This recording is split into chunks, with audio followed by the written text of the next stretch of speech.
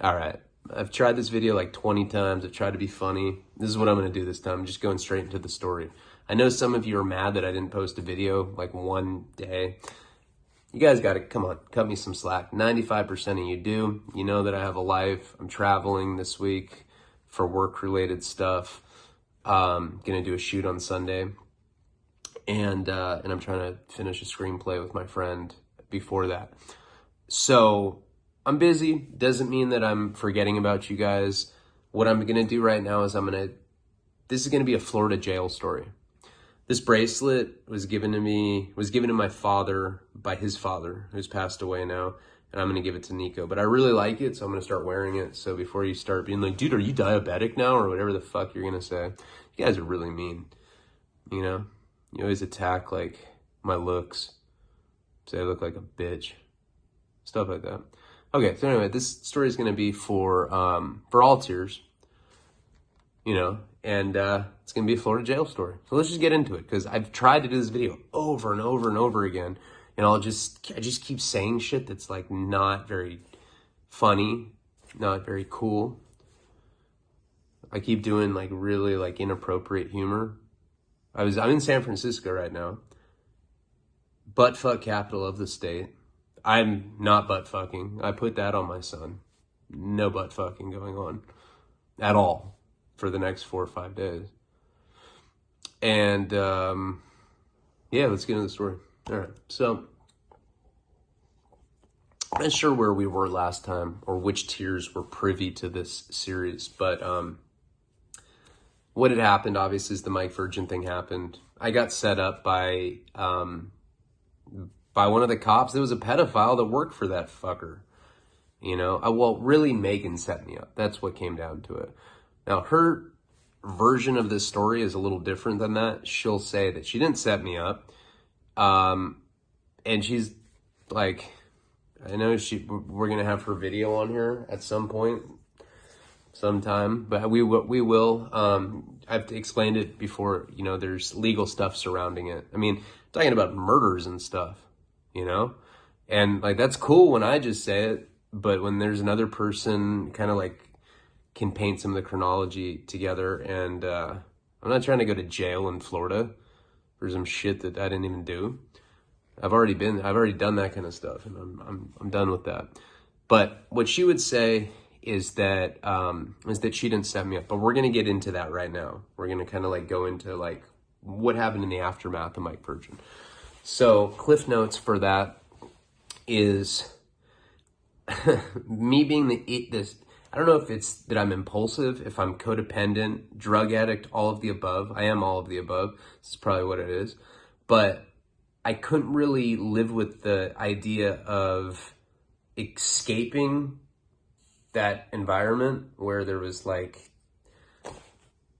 basically I was leaving Megan in a house full of predators. Like, Mike Virgin was absolutely a predator. Eddie, the guy that worked for him, like his right-hand man, predator. You know, they were essentially pimping out underage girls.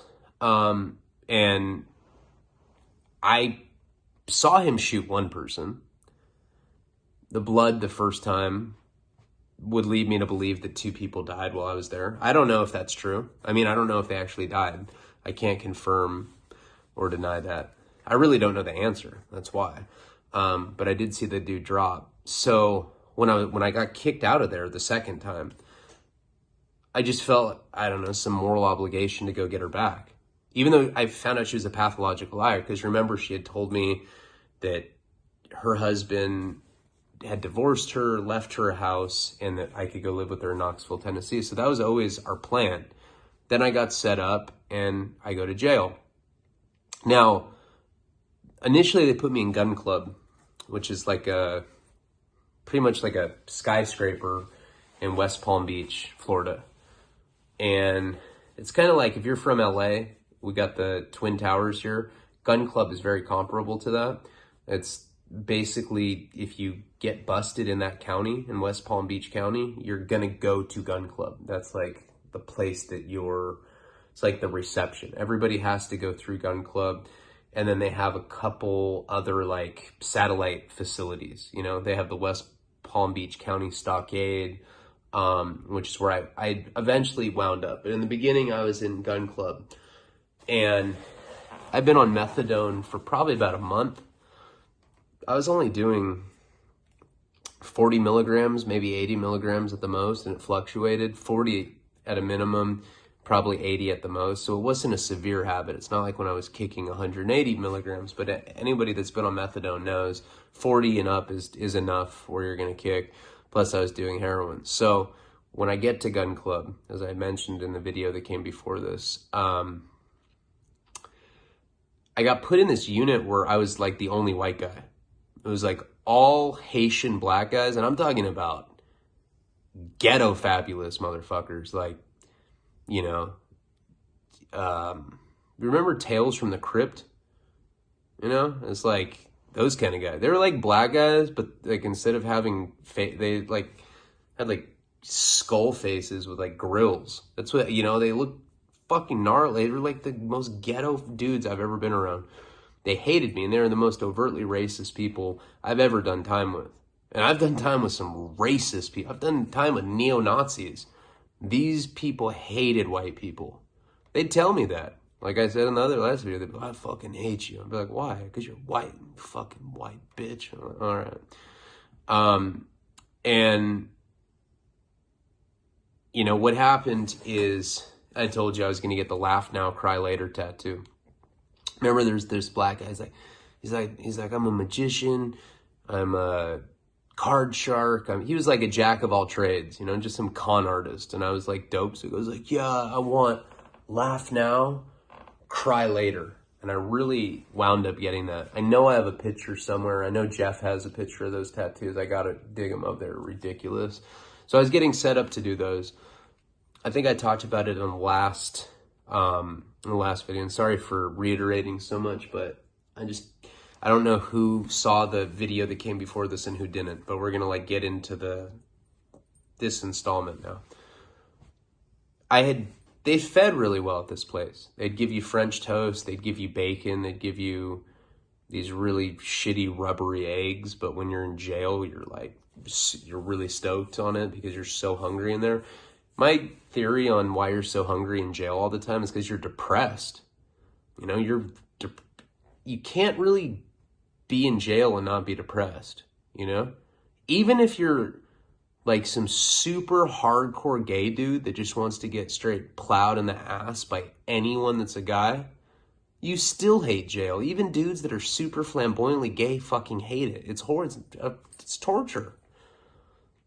So everybody's depressed in there. And when you're depressed in jail, one of the only things that you can do is eat, right? And so you get really hungry in there. So, you know, that's counteracted by the fact that I'm kicking methadone and heroin. And anybody that's kicked methadone knows you have absolutely no appetite. Really, when you're kicking heroin, you have no appetite either. What's interesting about that is when you get done kicking, you get what's called long gut. So like you go through this like period where you don't eat anything it can last like up to a month, depending on what you're kicking. Methadone, it can last for months. Heroin, 2 weeks to a month, where you don't have a big appetite. And then you get what's called long gut, and you just want to eat everything. Like everything. Like, dude, dick. You just want to eat everything. Not really dick. Kinda. Not. So when I got, you know, like I said, they fed you well. The first day that I'm there, I get my tray. It was like these very thin, almost like a cookie cutter pan thin tray, right? I grab my tray, put it down on the table, and this guy named Mad Dog comes up. Yeah, this was his name, Mad Dog. Yeah. Like I was in like a Back to the Future sequel or something, you know? That was the name of the villain of this story, Mad Dog. I couldn't make shit like that up. It's just way too cliche. And he had a cleft lip. You ever see those commercials on TV at like 5 a.m. with like Sarah McLachlan music where it's like kids with cleft lips? It's like the worst shit ever. You know? I don't know if they still have those on. I remember when I was a kid, I used to I used to masturbate at night, right? And there was like only two things that I could jerk off to. The Girls Gone Wild commercial, which was on channel 66. This was in California. I don't know what it was like where you are. It's on channel 66, Girls Gone Wild infomercial, because it would loop this like softcore like thong shots and stuff, like, you know, until, I don't know, for like a 2 or 3 hour period. So I'd always go to that. That was my go-to, the Girls Gone Wild commercial. And then there was this other infomercial that came on. I forget what it was for, but it was for something to do with women's like glutes. So it was, I'm such a fucking pervert. I don't even know why I explicitly explain stuff like this. But it was like a glute commercial, right? It was like these women that were doing squats. So I'd always be like, you know, masturbating to it.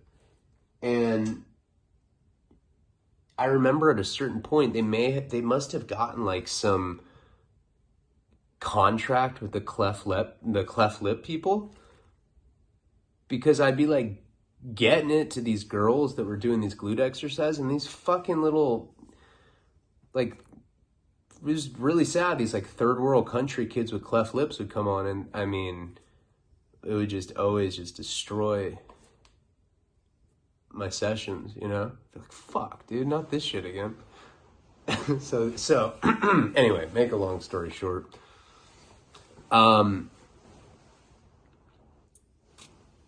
This guy Mad Dog had a cleft lip. He had that, and then another very memorable thing that he had is he had a brand, you know? So, I mean, it's common for people to have tattoos or whatever, insignia tattoos on them, but it was the first time that I had seen, you trying to sleep? I'm gonna go in the bathroom. I got you, dude, don't trip. It's all right. All right, now I'm in the bathroom. See, this is how dedicated I am to you guys. I should be sleeping right now. I'm making videos while he's sleeping. He's trying to sleep, and I'm talking about jerking off to. He's probably like waking up and he's hearing me talking about kids with cleft lips and me beating off. He's like, what the fuck's going on? So Mad Dog had this like insignia, like he'd have these, he was branded, and I forget what it was. It was like a astrology sign branded on his arm, you know, and it had these like big blisters on it.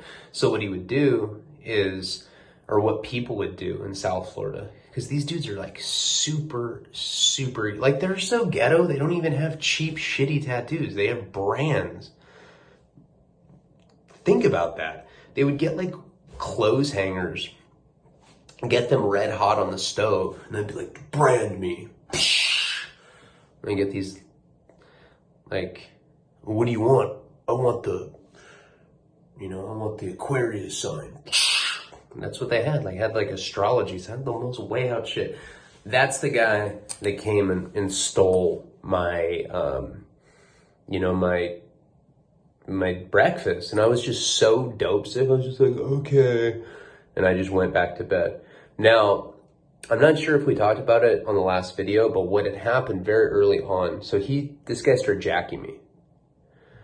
And his famous tagline was, just tell me no. Just tell me no then. You know, and it's like, he was so intimidating with his ugly brand and cleft lip. Just tell me no. You know, it's like, it's not even how he talked, but kind of, you know, he talked more ghetto than that.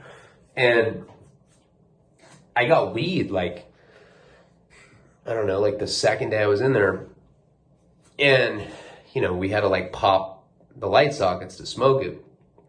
Now, you gotta remember, Florida is not California. Florida is some hardcore conservative state. If you get caught smoking weed in jail, you get like 10 years. No bullshit. They are tripping on drugs out there. Tripping. I got caught with like a little teeny amount of heroin. I was looking at a long ass time. I mean, they did give me possession with intent, but I was looking at years. And so I smoke weed in the shower, and we get raided. You know, we get raided by we get hit by like a squad, you know, like an entire SWAT team. Everybody on the floor. I was like, fuck? And Mad Dog's just like, cause you know, he'd like would make me smoke weed. Oh, just tell me no. Oh, just tell me no, you know? And I'd have to like, be like, okay, Mad Dog, here. And he'd hit like the whole thing, and I'd get whatever bullshit remnants was left, you know, of the stick or whatever. So we get raided. I think that's where, I don't even remember, you know, there's so many different series going on. I don't even remember where videos are. But we ended up getting raided, and, you know, I had like one of the sticks too. You know, I had another stick on me or whatever. And I just kind of like froze when they raided the unit. And I end up eating one of the sticks, and I remember they just completely tore our unit apart.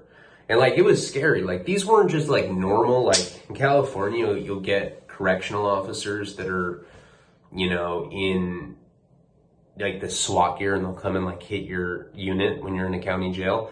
But like in this one, they had like gas masks on and shit. I felt like I was in like a Bansky painting. I was like, what the fuck? It was crazy shit. It was like war zone stuff. They go, everybody on the ground. And I like ate this stick, and I remember being so scared that I was gonna get caught. And they're going through and they're just ripping up everybody's stuff, you know? They're taking people's extra blankets. That's what they do when they come hit your pad like that. Your pad, which would be like the housing unit where you live, they take whatever you're not supposed to have. And like, there's always going to be drama in jail or prison settings over housing units getting hit, because people get personal things taken. Like, I've been in a lot of situations where a unit will get hit, and maybe someone like had a picture of their daughter or something, and it's like the only picture they have, which is usually not a good sign. That means you're a piece of shit, you know? As much as like, if I ever went back to jail, I know for a fact that Karina would be in my life no matter what, because I treat her well. And, you know, I don't know. It's just always strikes me as a bad sign when, you know, when guys don't have people sending them money or pictures. I'm like, that's probably not a good sign. Probably not a good person. People would be like, you're just a spoiled little rich kid whose parents, you know, did all this shit. It's like, my parents had my back for sure, but I always had friends and, you know, girls looking out for me, you know, so it wasn't all bad for me. But anyway, to get to the story, I'm sorry, it's late. I'm just trying to do a video so that you guys don't like chew me out anymore. Nick's like sleeping. I came in here just to be respectful to him. And I'm sitting on the toilet. I'm with it. I'm trying. So this whole thing gets ripped up, right? The whole unit. And basically it's my fault because I just blew this motherfucker up. So now these black guys are super butthurt at me. I mean, they were butthurt before, but like now that I got that, you know, and it doesn't matter that they all smoke weed in there too and that they get the place hit all the time. They're just like, they didn't like me because I was white to begin with. I would literally hear them say shit like that. Like, man, you see that fucking white boy, man, that dude's a fucking bitch ass hoe, you know, fucking, man, fucking extort that motherfucker, bro. His daddy probably a realtor or some shit, you know? And I'd like hear him say stuff like that.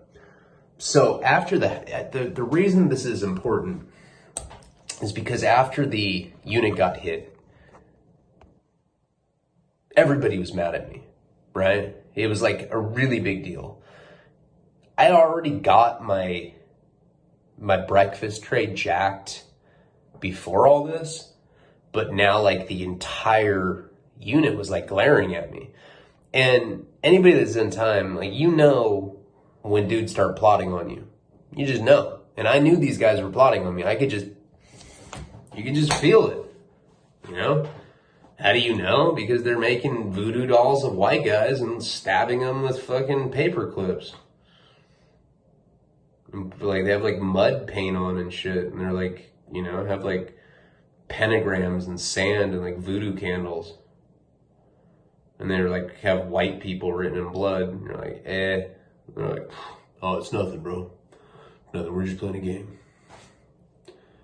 Don't look at us, bro. No eye contact or you'll be hexed for 36 years. What does that mean? Seriously, and I'm not even, you guys are probably like, oh, you're just trying to make a joke. Nah, this is the dirty South. Straight up voodoo dudes.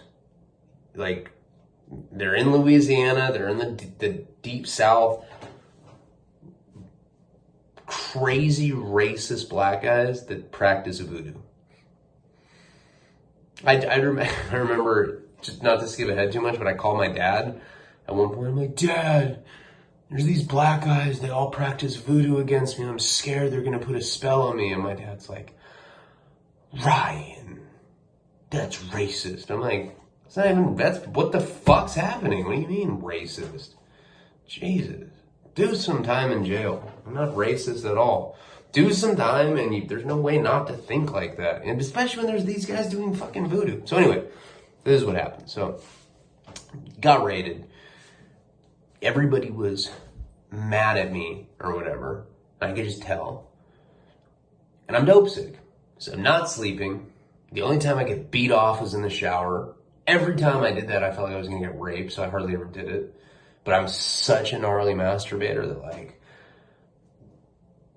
it got to a point where I was like, well, if I'm going to get raped, I'm going to get raped, but I got to try. Next morning, wake up for chow. That raid was important too, by the way. We're going to get back to it. Comes back later. All right. So next morning, I go to chow. Now you got to remember, like, this is what I look like at the time. I'm 20 years old.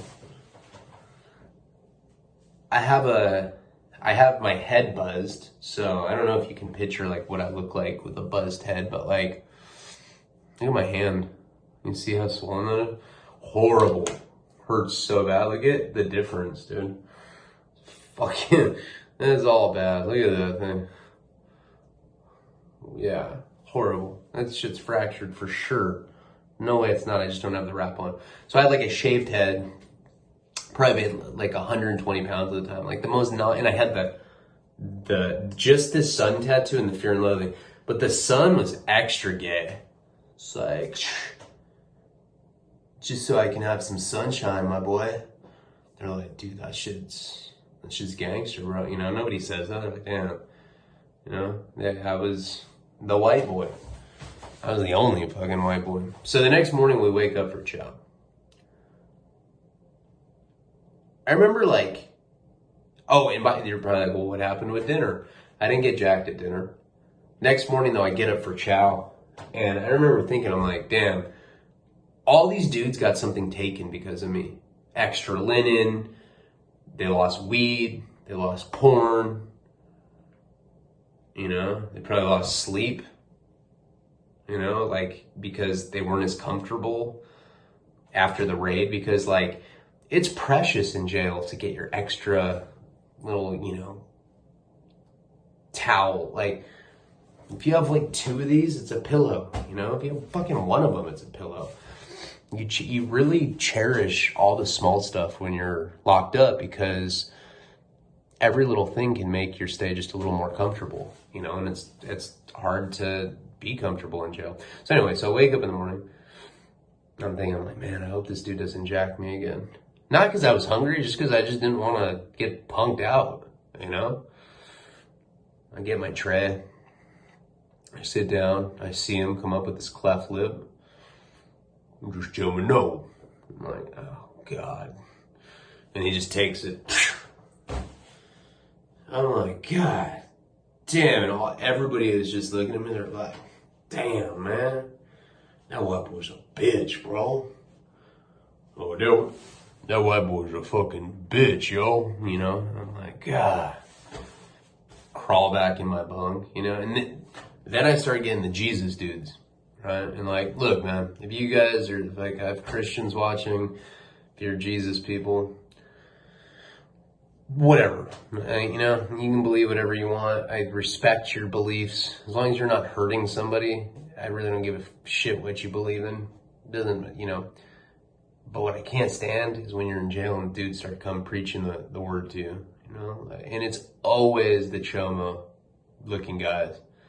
It was like this, like, you know, kind of like a taco looking guy. He's like, hey man. And he didn't talk like that, but he's like, hey, you want to read Genesis? I'm like, no. Why not? I was like, I don't know. I'm fucking kicking heroin, maybe. What about that? Okay. If maybe later you want to read, I love Genesis. Seriously, it's my favorite stuff, you know, and you're just like, you know, I always trip on guys like that. It's like, were you preaching this shit on the street? And you're in county jail, mind you. Like, okay, if you're in prison, like if you're in the feds, if you're in state, I get it. You know, you've been down for a while, you find God. Makes sense. Some of these guys have been down like 5 or 6 days. And then you start thinking, you're like, damn, dude, if these guys were out there just a week ago, they're preaching Jesus stuff only a few days later, they're probably molesting kids out there. And then you ask them, you're all dope sick and like, you're like delirious. You're like, dude, did you molest any kids? He's like, Genesis. No. I just like Genesis. All right. So this goes on for a couple days, right? A couple days. This is going on for like a week. Mad Dog just keeps jacking me. At first it was just breakfast. And I'm not, like I said, I'm not hungry. I'm kicking. But then lunch. And then dinner. By this point, I'm just like, I don't even know why I'm like lining up to get my food. This shit's just getting taken from me. Like every fucking meal now.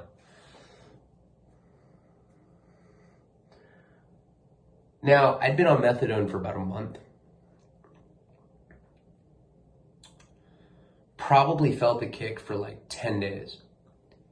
You know, because methadone, the way that it works, I don't know the science behind it, but I do know that it's accumulative. You know, the longer that you're on methadone, the harder it is to get off of it. The longer that it takes for it to come out of your, for you to get done with the post-acute withdrawals. And with methadone, it's a lot more serious. Like with heroin, after you kick, you're still not going to feel normal for like a month, you know, but it's tolerable. You can at least get sleep and shit. Methadone, you're talking about 6 months, but you have to have been on it for long enough for it actually to you know, to go on that long. So, you know, I want to say we're coming up on about 10 days. I want to say 10 days is the mark when this happened, but we're going to get to that in a second. I had worked out a deal with the magician, tattoo artist / car salesman, whatever, the jack of all trades guy, that he was going to do the laugh now, cry later. Remember I like he quoted me some outrageous price, like $80 in commissary. And my parents, remember, were on a cruise to Italy at the time. The only contact that I had was my uncle. The last time he gave me money, I caught a case. So he was like kind of tripping on giving me money. But still, I'm like, yeah, let's get the tattoo work. So he wants to start doing it, you know, as soon as possible. But I'm still kicking, so I'm waiting. But so I have that pending. And, you know, finally, I really started starving because these guys are punking me out of all of my food. Now, nowadays, like, I'm such a seasoned convict, I would never allow that to even go on once. You know, like, whatever the consequences were going to be, I'd want to get it over with right there and then. But back then, I was a kid, I didn't know any better.